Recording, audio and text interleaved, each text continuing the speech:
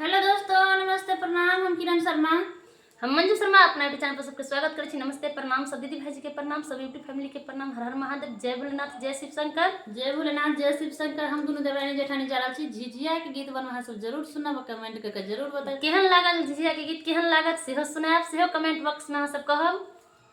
और देखलिए हम सब दोसर जगह पर से वीडियो बस सेहो बना रहल छी, कि घर के लाइट खराब हो गेल तो के लगा दोसर रूम में हम सब बना रहल छी वीडियो। अहाँ सब जरूर प्यार आशीर्वाद देब और जरूर कमेंट करके बताएब किनका सबके हमरा सबके झिझिया के गीत पसंद। हम सब पहले बचपन में झिझिया खेल छला, अब खेलला 10-20 साल हो गेल छै, लेकिन अहाँ सबके नीक लागत। हमरा सबके मिथिलांचल में है गीत गाबल जाय छले, अहाँ सबके नीक लागत। लाइक कमेंट करके जरूर बताएब गीत केहन लागल।